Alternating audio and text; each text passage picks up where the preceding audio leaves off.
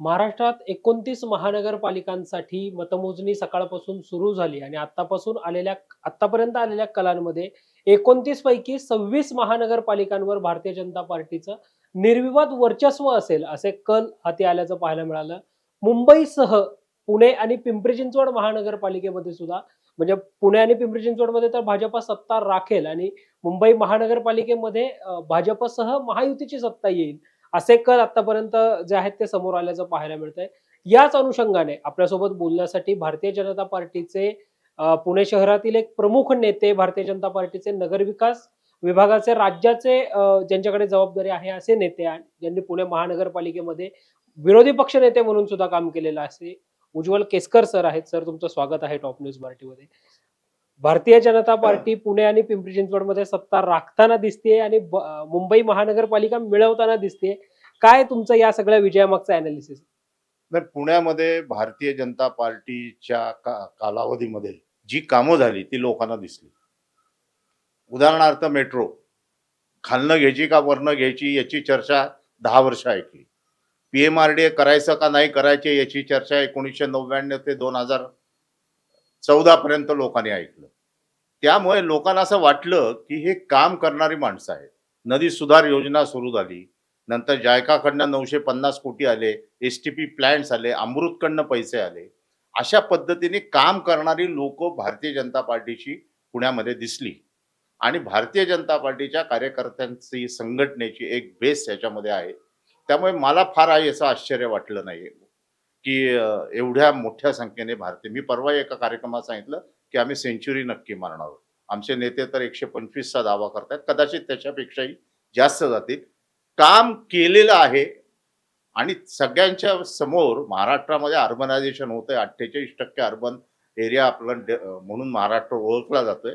त्याच्यामध्ये infra man म्हणून देवेंद्र फडणवीस साहेबांची जी इमेज आहे ती सर्वसामान्य माणसाला, सर्वसामान्य मतदाराला जो शहरामध्ये राहतो त्याला असा एक आश्वासक चेहरा वाटला.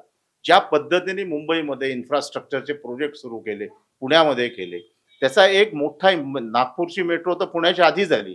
त्यामुळे लोकांना एक विश्वास वाटला की विजनरी नेता, काम करणारा नेता, इन्फ्रास्ट्रक्चरचा विचार करणारा नेता, नवी मुंबईचं विमानतळ झाला, MMRDA ने अटल सेतू केला, ह्या सगळ्या गोष्टीचा प्रभाव हा निश्चित पद्धतीने मतदारांवर झाला. या 29 महानगरपालिकेमध्ये प्रभाव असलेला जर कुठला नेता असेल तर तो देवेंद्रजी फडणवीस यांचंच चेहरा आणि यांचंच नाव आहे.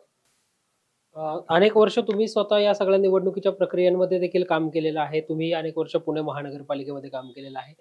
भाजप म्हणून त्यावेळची स्ट्रॅटेजी आणि आत्ताची स्ट्रॅटेजी याच्यामध्ये काय फरक वाटतो किंवा कशी स्ट्रॅटेजी आत्ताच्या निवडणुकीमध्ये प्रामुख्याने आखली गेली होती? नाही, त्यावेळेला आम्ही विरोधी पक्षामध्येच असायचो.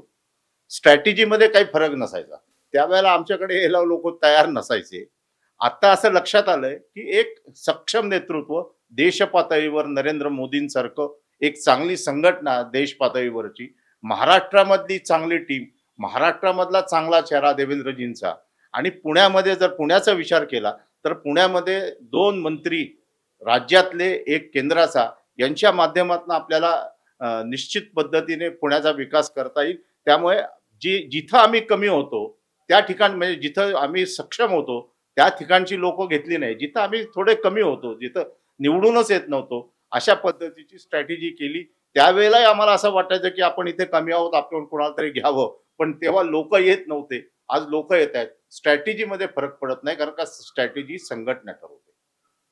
निश्चितच पुणे महानगरपालिकेमध्ये 17 ते 22 पर्यंत केलेलं काम आणि त्यातून मग समान पाणी पुरवठ्याची योजना असेल, मेट्रो मार्ग असेल. आता पुन्हा एकदा पुणे महानगरपालिकेमध्ये जनतेने भाजपला निर्विवाद यश दिलेलं आहे. जवळपास आतापर्यंतच्या कलांनुसार 87 जागांवर आघाडी कायम आहे. आता पुणे महानगरपालिकेमध्ये सत्ता मिळाल्यानंतर प्रमुख काम कोणतं भाजपकडनं हाती घेतलं जाईल, तुम्हाला काय वाटतं? मला असं वाटतं की पुणे महानगरपालिकेचं संकल्प पत्र आमचे नेते, केंद्रीय मंत्री मुरलीधर अण्णा मोहोळ यांनी जाहीर केलंय. मला असं वाटतं की त्याची अंमलबजावणी या पुढच्या काळामध्ये निश्चित होईल आणि निश्चित पद्धतीने पुण्यामध्ये विकास होईल.